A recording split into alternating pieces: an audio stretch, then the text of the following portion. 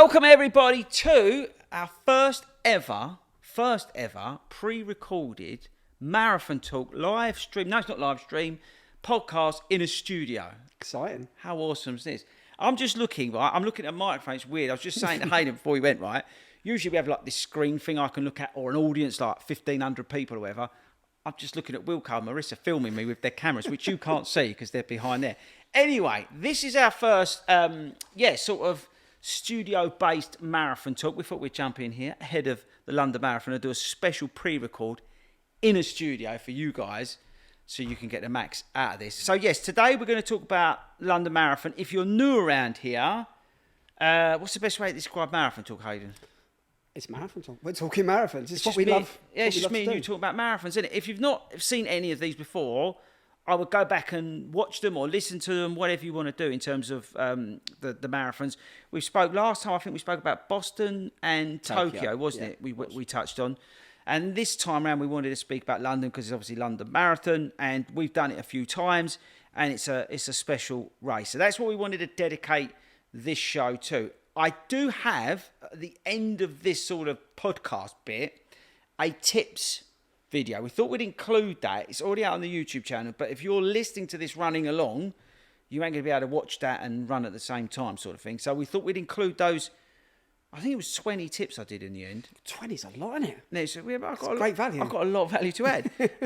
But yeah, 20 tips about the London Marathon, and it was quite easy to do actually in terms of quick fire stuff. So we're not really going to talk about tips today and help. We will do my course thing, innit? You said to me about doing the course guide. The course guide that went viral is the biggest and most valuable 60 seconds you're going to need if you're running London Marathon. If you take anything from this podcast or this podcast video, it is to watch that 60 seconds, if you're running London, of the route. Now, I know how everybody gets so anxious about the route.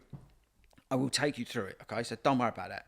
But before we do that, we just say we don't want to talk about tips because that's going to come at the back end of this show. What we want to do really is discuss London Marathon because certainly do. It's massive. And out of all the marathon talks, this one feels a bit different. I feel as though the last couple, especially the last one, we spoke about Boston, spoke about Tokyo, and you was questioning me, asking me, we're not used to these live conditions, see, in these beautiful studios. You took the whole I'll just trash the place, don't I? But yeah, so I'm going to knock that over in a minute. Normally you're asking me these questions about Boston and Tokyo, what's this? This is a bit different. The tables are turned. I've done London, but I feel like you're sort of... I'm the king. You're like the yoga. Yoga? Yoga? I'm Yoda. I'd rather Jedi Knight. I'd rather be Obi-Wan Kenobi. Is he qualified enough? Yeah, he was a Jedi Master. But Yoda's the top man. Isn't he is the top man. But you look a bit more like Yoda. No, I think Martin Yelling is Yoda because he's a lot older than me, right? And Martin, if you're listening to this, you probably won't. But basically, I want your job. But so there's Martin as Yoda, and then there's me, Obi-Wan Kenobi. Obi-Wan FORDY.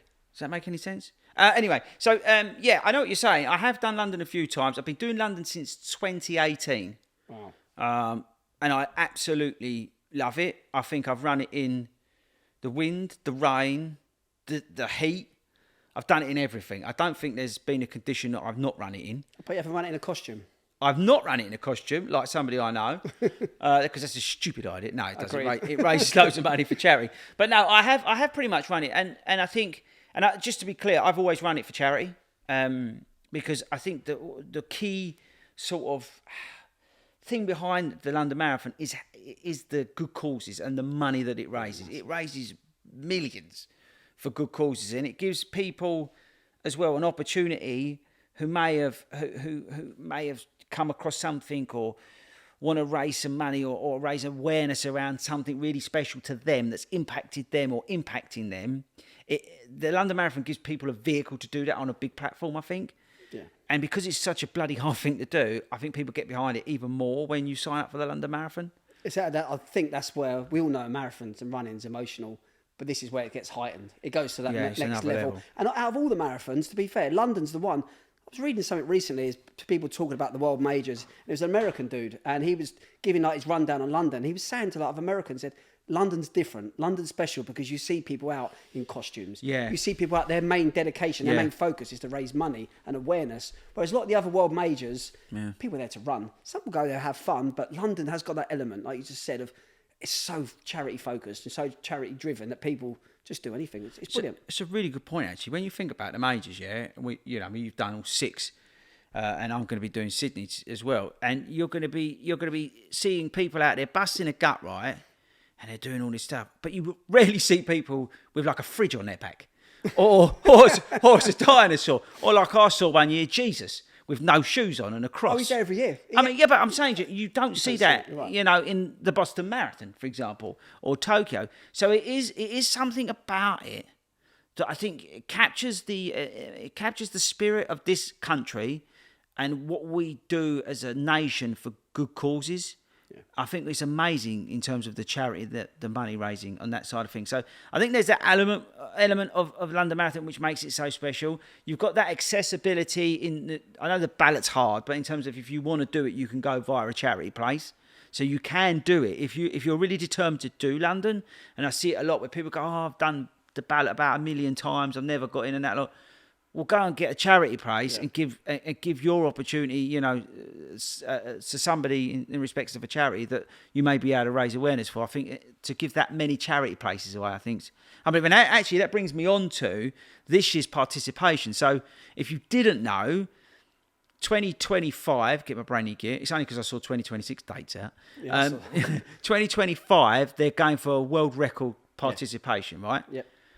I'm going to get this number wrong, but I think it was 880 or 860,000 people applied. Incredible. There was a number that was put out in terms of how many people applied. So that's just basically just 1 million. Weirdly, the number that stuck in my mind was like 50 or 55,000 international runners were American runners. 50, really? Yeah, there was like a really high number of American runners. Again, because I think that whole world major thing has just gone nuts across the globe in terms of running. Now they're all wanting to pile over and do it. Maybe they didn't necessarily because that accessibility's opened up. Well, the thing with it is, so when it comes to world majors, especially in the UK, people are always going to look at probably the hardest one to get into, unless you're like super, super quick. It's Boston. Or an influencer. Yeah, maybe. Boston is really difficult to get into unless you're absolutely super quick. But with the Americans, a lot of them, they can do different ways to get into Boston. There is different routes where they can be a legacy person. They can do a 10K, a half marathon. And there's different ways of qualifying. But the Americans will always say that London's the hardest one for them to get into. Yes. You can't time qualify if you're outside of the UK for London Marathon. I'm not sure what they're like with taking up charity spaces, because I think, same with Boston, Marissa has looked into it before. To be a foreigner to get that charity place, it's really difficult. So, nearly broke the studio. The Americans always gone about it. They say London for them. That's why you get a lot of Americans completing their 6 stars at London. They find that one of the most difficult to get into. And it's difficult. As you said, 880,000 people going. Whatever it was, I think ballot spaces, I think there's 25,000 available, something like that. Then you've got time qualifying and stuff. Yeah, you've got the good for age people. You've got people who've deferred. You've got all that sort of stuff. It is hard, but over here, if you're UK, go the charity route. Yeah. Pick a charity that means something to you and do London that way. I think for me, this year, and we talk about the number of people, I'm not sure how that's going to work out in terms of course management, because it's busy on the best of days, right? So I think that's going to impact the race to a degree. It won't necessarily impact the guys and girls who are at the front. So I wonder how they will manage that in terms of getting people through the waves. They've done a brilliant job through the years, London Marathon events, in terms of the stars. Ever since COVID, it feels like more of a rolling start than we ever used to have back in 2018 and 19. It definitely feels more of a rolling start, which I really like, and they do a good job on that. But I don't know how they're going to manage it in terms of like 60,000 people or whatever they want. I know they've got another starting pen this year.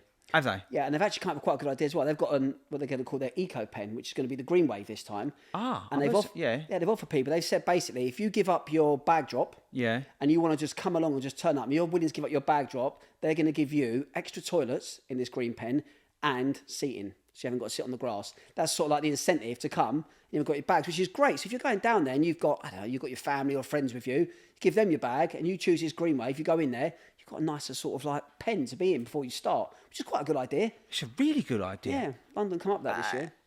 Is it too late to get into it? I think it is now. I think they sent out an email about 3 months ago asking if you had interest. I would have totally deleted it. Because I'm not being afraid. That's a brilliant idea. Yeah, it's a great idea. I think that's created another start line. As you said, London, I'm not sure. I'm not going to definitely quote it, but London, I think, might be one of the only marathons where there is, in a way, it's different start lines. Because I remember last year I've done it with you. I've done it 3 times. The last time I've done it with you, I could not believe the uphill bit at the start. I said to you, "What's this about?" It's beautiful. It's not. And you go up to the priest. It's beautiful. It's not uphill. Yeah, I'll talk to them about that in a minute. It's a beautiful moment. It's not uphill. What are you talking about? That's uphill. It's not uphill. Oh, something wrong with you. No, it's not. It's not. But yeah, I know what you mean. That's my favourite start, is the yellow start. Because you literally walk out of the pen, walk out of the thing, and then you walk straight through and you're gone. It's the best one to be in. I don't know how we end up in there, but I think I've done all of them, other than like the speedy ones. But that's definitely my favourite. Is the yellow one. It's the smallest, but it's definitely my favourite. Red's interesting because the big one. Massive. It's the big boy. It's massive. Is that the one with the iconic picture where you see people going back for miles? And and you go gates. down there and it's huge. I remember the year the Queen started it when she was alive. That was pretty epic down there because everybody was singing the national anthem. That was pretty. Awesome. That was pretty awesome. I remember that one. But there's been some iconic starts as well, and I don't know who's starting it this year. I haven't asked me yet, which is a bit weird. It's really weird. I'm doing a lot for them, but you'd have thought they'd have They're not asked. convinced. I'm not convinced. Shall we move on to because again, if you're listening to this, we're going to do some tips, right? Because I don't want to get into tips. I'll tell you what I do want to talk about before we get into the route. Do you think, and this is not me being deliberately awkward, right? In other words, this is him. No, it's not. It's not. It's a loaded question. No, it's not a loaded question. No, what it is, right? I think the viewers understand. Do we think London Marathon this year is going to be a marketing sham? Now, what I mean by that, right? Obviously, running is not necessarily the height of popularity, but it's extremely popular, right? There's a massive amount of money being thrown at running in terms of marketing by the brands. Some are doing a good job. Some are doing a terrible job. For example, retailers sending runners out without any lights on around London at night. But I am worried, maybe unnecessarily, that the London Marathon may get diluted because everybody's going to be obsessed about going to, I don't know, there's some brands doing some thing in this and some brands doing something in this, and it just becomes a circus. And you're going to get all that social media stuff, and it may dilute what the London Marathon actually is about, which is what I spoke about, which is I think is that British spirit, the everyday runner going out there conquering the 26.2 miles, a lot of them for charity, a lot of them for good causes. This is that one big thing in their life that they're going to achieve. And then you've got all this other bollocks, basically, that's going to be surrounding it. Will that dilute it? I don't know. I'm fearful. Because I think you're going to see 10 billion shakeout runs, right? Every man and his dog's going to do one. But London is the only world major that doesn't have an official 5K which I think, but this before. is, and you read my mind as always. I was actually going to come on to that because I think it would stop a lot of it. So if you didn't know what we're talking about, Chicago, I mean, you know him better than anybody. You've got 6 stars, not the 7th like I'm going to get in Sydney. But you've got the Bobbleat run, you've got Berlin, you've got the Adidas one. Yep. You've got Tokyo, you've got one. Tokyo, you've got the Friendship Run, Yeah, what's the other one? You've got Boston. You've got the Boston 5K. Yeah. And New York, you've got the New York Road Runners one. That you don't get a medal for, by the way. You don't get a medal for if you're listening to New York Road Runners. So is it now a point? I know we have Park Run here. And I think that's why you say we read each other's minds. You've hit the nail on the head and answered your own question. I think that is the reason why they possibly wouldn't do a 5K big run in the city on the Saturday. Because the logistics are there. They're going to close the city down the next day anyway. Actually, on the Saturday, they close it down anyway for the mini marathon. So the logistics are in place. This is what I'm kind of saying. Can't we do like, I don't know, like a 3 mile... I'll do it for them. Like a 3 mile loop, if we should. Don't get me started. It'd be like, but we could do a 3 mile loop starting at, I don't know, Westminster or whatever. We could do the mini marathon route. I think that is 5K, isn't it? 3.2 No, miles? Is it not? 2K. Whatever it is. Anyway, it doesn't matter. Whatever. No, it's a mini mile. It's a mile, you donut. No, that's the Vitality one. The mile, wasn't it? The Westminster mile. I've got a feeling this one's 5. No, it's a mile. You don't know what you're talking about. I know you're the same height as a child, but you can't enter. Now, but I think what we agree on is the fact that they should do one. And that might cut some of that nonsense out and bring that accessibility into that 5K event on the Saturday, so that may open it up to more people. It's because some people may feel like, oh, I can't go along to that because, whatever. But it might bring it in. I don't know. I was thinking about it. I like the idea of the 5K from. So going out to Boston in, I think when this is coming out, actually I should be flying out and probably on the plane. But when we're out there, I like the idea on the 19th. We're going out on Good Friday, flying out Good Friday, which I think this is when this comes out. But I like the idea of if you've got a partner going out with you or a friend who isn't necessarily going to run the marathon, they're going out to support you, like Tracy did with Ben last year. Well, my bro in Chicago, he's coming over to do. And he's going to do the bobblehead run. He's going to do bobblehead. He's going to do bobblehead. He's in training for the bobblehead run. And that gets, again, opens it up, counts to 5K. Yeah. Think about it. And I wouldn't object to paying 10, 15, 20, 25 quid that, all right. Don't tell me this is going to be 10, 15, this 5K. You've got no chance. It ain't. Yeah, but don't forget, our cheap relative is Vitality 10K. Really cheap. Yeah, so, and they're only, so it could do. But anyway, what I was going to say is that they, whatever it is, 30 quid, whatever, but the point of it, let's say 15 quid of that goes to London Marathon events to cover the costs, road closures, insurances, volunteers, all that sort of stuff. But then the rest of that also goes to good causes. Yes, it could be a no-brainer.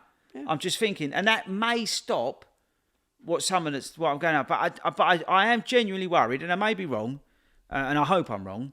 I don't want ever the London Marathon to be diluted from what it is, which for me is the pinnacle race. I hold it in such high regard. It was the first major thing that I trained for. It was the thing that started all of this. Yep. And everything that's come out of it. But I think I love the accessibility of it and everything that they do and stand for and what people go out and do there.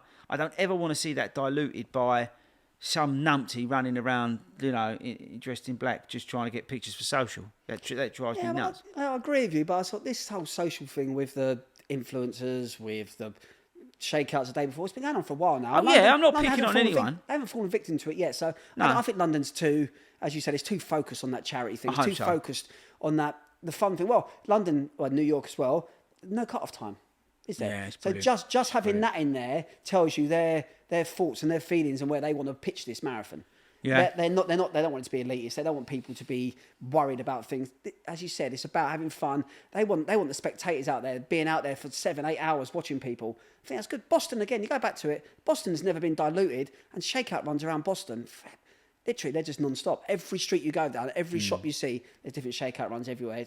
But Boston gets taken over, from what I understand, by running that weekend. Yeah? Absolutely, yeah. I'm happy, and I'd be really...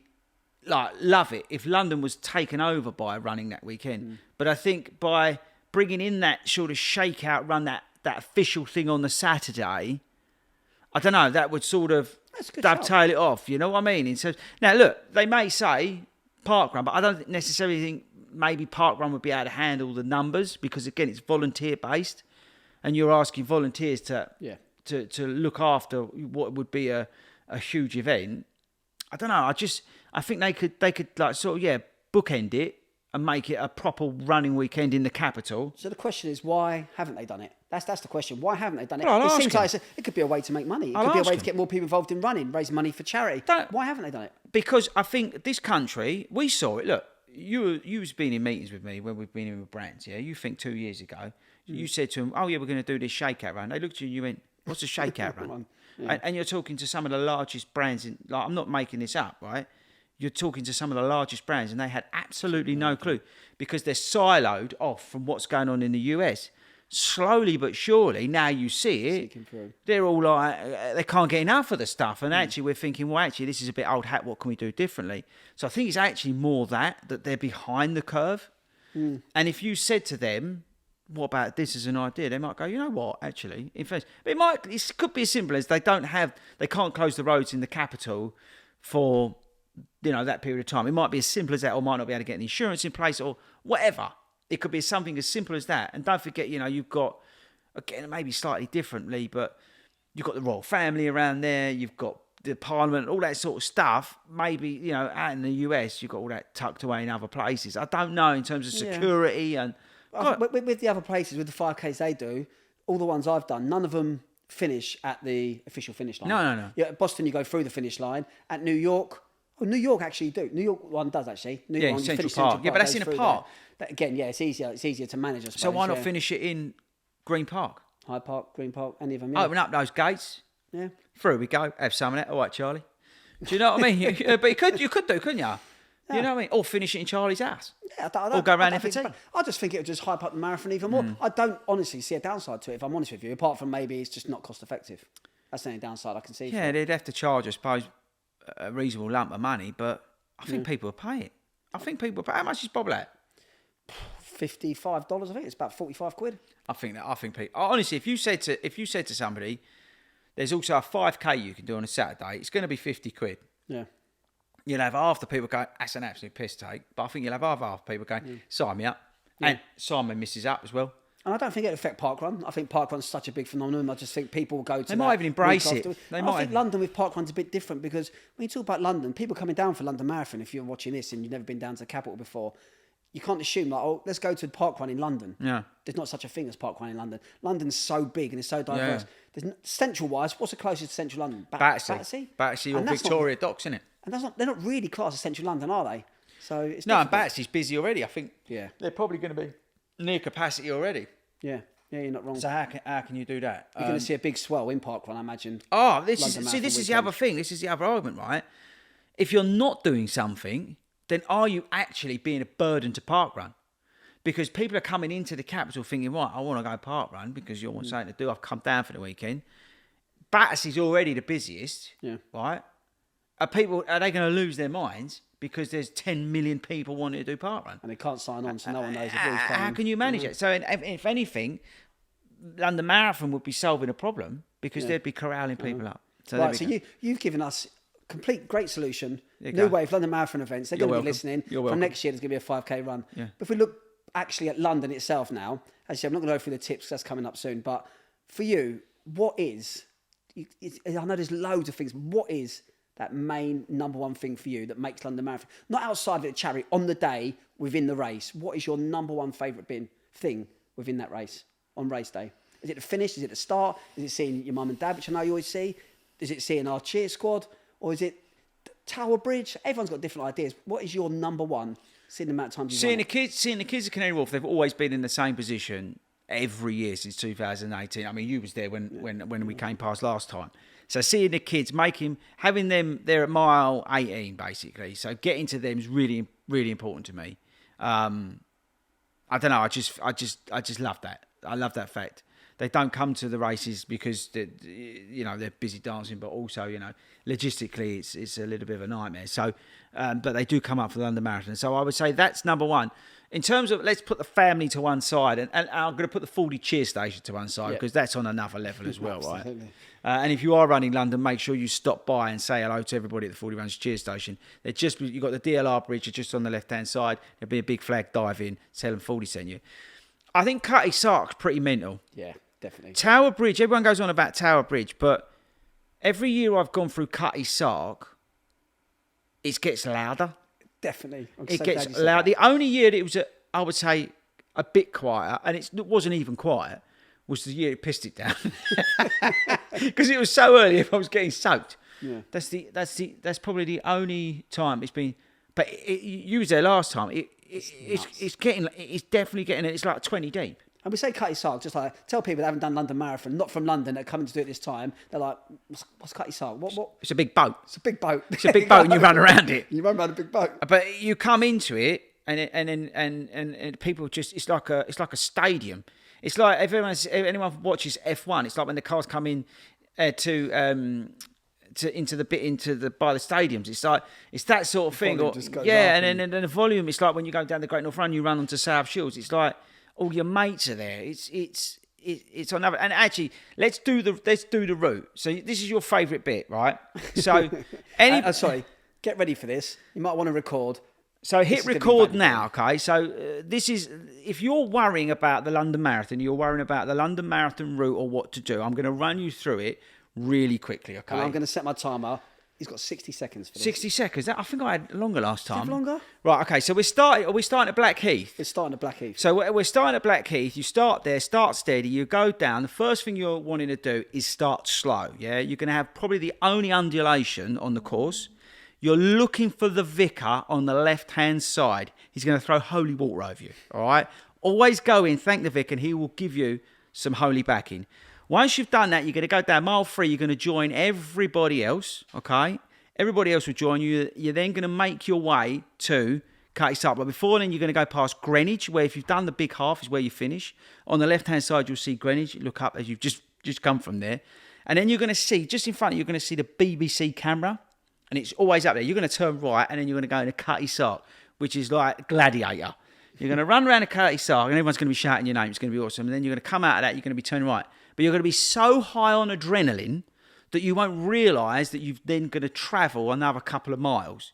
Because then you'll get into sort of mile 8, mile 9. But all you're actually thinking about is getting to mile 12. Because at mile 12 is a water station on the left. Yeah, we're usually on that water station, 40 Runs volunteers. But I think last year was actually a different club. Anyway, it's time. You've got them. And then after you've done that, you're going to be coming up because you're going to be turning right. And on your right, you're going to be going over Tower Bridge. And I want you all to slow down and take it in. Yeah, because it's unbelievable. It'll blow your mind. You've got a camera down there on the right-hand side. BBC's there as well. He's usually interviewing. If you want to get on TV, go on Tower Bridge. There's a guy there usually interviewing your BBC. Come out of that, you chuck a right. You will see runners going back down the other way. Don't worry about them. That's mile 23. We'll come on to that. But you turn right and just past. There used to be a car garage. It's the 13.1. You're halfway. You're then going into Narrow Street. Feels like everybody's on top of you. Mile 15. You're then going round to Mud Chute. But before you get there, mile 15, 16, you're going to be taking a left. There's like a pub, yellow pub on the corner. You'll do a hard left. You've just, by the way, before that, seen Canary Wharf. But you've made your way now to that left turn. You'll make a left turn. You'll see Canary Wharf in front of you. You'll go over some they feel like bridges, but they're not if you actually just went back there on a normal day. And you're making your way back to Canary Wharf. You'll be running past Canary Wharf, you'll be on your left-hand side. You'll go into Canary Wharf and then you'll start winding around it. Mile 17, 18, again, 40 cheer station, you'll see the DLR going across. We're on the left-hand side. Once you've done that, you'll come round. You'll see Barclays. You'll have the big tall thing. You look for the lines on the left. You'll come out. You'll come back round and then you'll go on the bridge and then you're sort of heading down to the 20-mile marker. That's really loud down there. And then you're going to like this really colourful zone, about mile 21. They've all usually got like the pride flags up and stuff like that. You'll then weave and then you'll turn right. And then basically you're heading back now towards Tower Hill. You're going back to where you came up to go into Narrow Street. As you're going down there, you'll see other runners on the left-hand side. I saw admin there and Claire there one year. And as you get down to the end of that, you'll sort of start weaving right as you can see Tower Hill. And then just round that corner, there's a good place to eat, but don't stop there because you haven't got time. But you'll go down and you'll see the fact, actually, you've got 23 miles. You've only got a park run to go. You go down the hill that you normally run up at London landmarks, and then you're on the embankment. From there, you're making your way. You'll go under like a, what they call it, a bypass thing, underpass thing, and then you'll come out, you see the London Eye. It's a little bit ahead of you, but it's just over there on the left-hand side. Coming up to, I think you've got about 2K to go, and then you'll see it, and then you'll see Big Ben. And that's like the greatest thing in the world. You see Big Ben, get to Big Ben, Westminster, turn right into Birdcage, down there, you'll start seeing 800 metres, 600 metres, 400 metres. You turn right again, you'll go under like this pantry thing, or whatever it was called, and then on the left-hand side is Buckingham Palace. Smile, turn right, run down, you're finished. How long was that? 98 seconds. 98 seconds, and I could have done it faster. But then when you finish, you say thanks to the volunteers. Because that's key, because those volunteers are there to look after you. That felt like a Martin. Have you ever watched Martin Lewis, Money Show? He does his rants for about 2 minutes. He goes on telling you all these great tips and ideas. Everyone gets up and claps. How long's a reel on Instagram? I think 1:30. There you go, we put it out. Right, so what we're going to do now, we're going to cut over to the tips video. I want you to watch this as well, okay? There's loads on here, and there's also references, a 20-mile motivational podcast you've got to listen to. That's on the sort of back catalogue. Listen to that and put it on at mile 20. And then there's also references, my video I did about what to pack in your bag. If you go into like the show notes or onto the video on YouTube, it's all on there. I think there's something else I referenced as well, but I can't remember what it is. But yeah, that's on there. We're now going to play the tips. We'll see you on the next episode. What are we going to talk about on the next episode? We start going to the summer season. We're going to go. Maybe we'll come outside the majors and start looking at the marathons. I think the next episode we look out of the marathon majors and we start. Edinburgh's coming up. Yeah, but I've got no interest talking about that, really. But it's a great marathon. Yeah, we'll pick up on some of the other marathons. But yeah, we'll throw this over now to that. I'll do some wicked editing. And that's it. If you're running London, good luck. And I think that's about it, isn't it? That's about it. See you later. Good luck. I've run the London Marathon a few times. So I thought in this video, I'm going to give you 20 quick fire tips to make sure you have the best race day experience.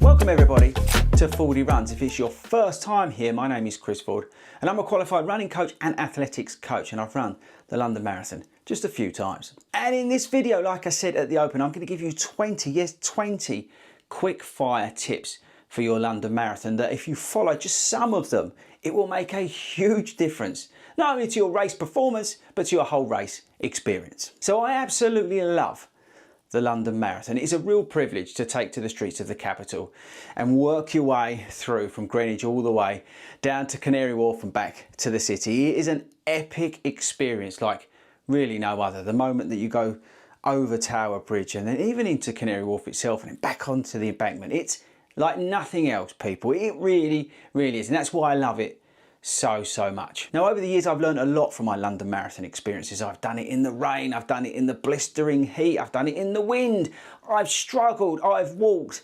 I've done it all, people, at the London Marathon. So that's why I think I'm well qualified to give you these 20 tips. Now, before we get into those 20 tips, I do want you to share this video with someone else that you know is running the London Marathon. And there's also some really important links in the description to some other videos that I've done that I will reference in this video as well. So make sure you check out the description to some of those really important videos that I'll mention in just a minute. Okay, let's crack on. So the first tip is all about race week. You need to plan race week like it was a military operation. You need to think about the day you're going to the expo, the day you're going to get your kit out, how you're going to get to Greenwich Park, all those sort of things. You need to plan all of that out well in advance. So get your race week nice and organised to reduce some of the stress. Okay, our next tip is for the expo. Get there as early as you can in the week. It usually opens on a Wednesday, and if it's your first one, I would say take your time and enjoy it. Get your number, make sure you remember your ID, but take your time and enjoy the expo. Listen to some of the speakers. But maybe if you're lucky enough to do your second one, get your number and get out of there. Okay, tip number 3, and this is one of the ones I've referenced in the description of this video, is what to pack. Now, I've done a few videos that have actually gone viral over the last few years. I want you to check that video out because it's everything to pack in your race day bag. They'll give you at the expo a clear plastic bag, and in that you can put loads of belongings. Now, in that video, I referenced some really important stuff. There's actually one in there that so many people, in fact probably thousands of people, have commented and said to me, Fordy, that is an absolute killer tip to put into my bag. So make sure you check that video out. It's in the description. Now, while you're down in that description, I also want you to check out the link that says 20 Mile Podcast. Now, this is something I recorded last year and everybody loved it. Again, loads of people shared it and I want you to do the same. It's a sort of motivational pickup for mile 20. Now, mile 20 in the London Marathon, you would have come out of Canary Wharf. You'll be heading back towards the city of London. Now, it is a point where some people get consumed by the marathon. So I want you to switch that on, put it on your playlist, switch it on, and it'll give you a little bit of motivation. Like I said, it's linked in the description below and it's totally free. My next one is to sort out some old clothes for race day morning. Now, I've been over to Greenwich and it's been hot, it's been cold, it's been wet, it's been windy, it's been everything. Best tip for that is to get yourself some old clothes, like an old hoodie, old pair of tracksuit bottoms. Get an old pair of shoes. I keep wearing like shoes that I've now taken out to use in the garden because the grass is probably going to be wet. It's that time of year. You're still going to have a bit of dew on the grass, so your feet might get wet. Maybe wear a different pair of socks and change into your socks. There's plenty of places to sort of sit down and get changed. They're the sort of things to think about. So take some old clothes with you. It all goes to charity, but it's a really killer tip. Next up, I want you to get to Greenwich Park nice and early. Don't stress about time. Give yourself all the time in the world to get there, right? Trains will be busy, you know, there's going to be a lot of people around walking up to the parks, depending what start you're in. Get into your pen, take loads of time. There's no point rushing on the morning of the London Marathon. Another thing not to get stressed about is getting physically in the pen. They will call you again, be aware of what's going on around you. There's a lot of noise and stuff going on around you. So just be aware of when they're calling you for your wave to get into the pen. But allow yourself plenty of time. They're not going to finish the race before you start, okay? So give yourself plenty of time. Again, don't add stress in. It's the same with getting there early, get into your pen or your wave just at the right time. Right, the next one, it's another one to check out in the description, and it is a real killer one, is my, I think it's like a 30-second or a minute course guide. This is brilliant, and again, this is a video that went viral last year, and I want you to watch it. It's on my Instagram as well, but share it with people. If you know people who are doing the London Marathon, my Instagram is at @FORDY_runs. I want you to share it, people, because it is literally a sort of runner's guide to the London Marathon, and if you can break it down like I've done, it will transform your race. Now, in the London Marathon, the first 3 miles, you're going to be just with your wave. The waves sort of converge into each other, the different starts, sorry. At mile 3, you'll sort of go down or you'll come along, and then you will get together. The first 3 miles, really important in the London Marathon, not to go off too quickly. I wouldn't say it's rolling, but it's probably the most up and down the whole course is, okay? So it's something to be aware of. Settle into your pace once you get out from the start, okay? But use that first 3 miles before you meet everybody to settle into your race, and don't rush. Now, the next tip is to really enjoy Cutty Sark and Tower Bridge. Cutty Sark's at 6 miles, Tower Bridge is at about 12, or it's just over 12 actually. You do 12 water station on the left, you go up, you turn right, and then you go over Tower Bridge, and then you turn, and then you go over to halfway. It's really important that you take a moment and sort of celebrate that you're doing the London Marathon at those points. People can just like plough through the London Marathon and sort of miss it all, you know, you've got headphones on, all that sort of stuff. The crowds are so loud at Cutty Sark and at Tower Bridge, it will blow your mind. And there are moments that will stay with you forever. So I really want to emphasise in this sort of tip, or whatever you call it, to really enjoy those moments. Now, once you've made your way to Canary Wharf, which is about 17 miles, just after that, it's about Mudchute, but yeah, just after that, you'll come into Canary Wharf. There's a FORDY Runs cheer station. Now, you don't have to be a club member or community member or anything like that. It'll be on the left-hand side just before the bridge, okay? There'll be like a DLR going over it. It's on the left-hand side, you see a massive flag. Go in there, tell them that FORDY sent you. They will give you a huge lift at that point. You may be starting to struggle. You may be sort of unsure of what's to come. They're there, they're very loud, they're very loving. Make sure you find them. Take a selfie, say hello, say FORDY sent you, whatever you want to do. But honestly, use them at Canary Wharf. They are brilliant. And actually, it's a good tip in terms of tips, talking about Canary Wharf. It's the best place, I think, for spectators.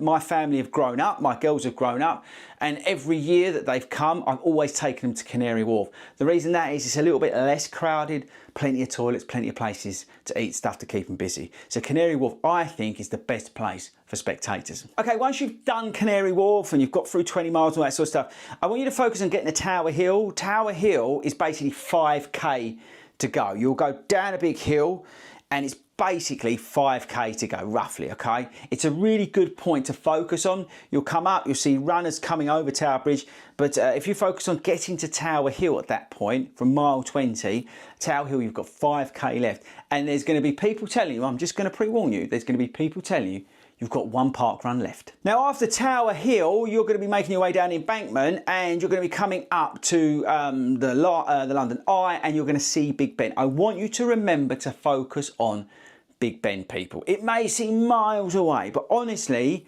as you're going down Embankment and you're probably looking down because you're tired, look up and look at Big Ben. When you get to Big Ben, you turn right, and you're nearly home. Okay, so we're really close now, and this is a really important one. When you see Buckingham Palace on your left, I want you all to smile. Why is that, FORDY, you might say? Because, people, you're going to be turning right, and you're basically done.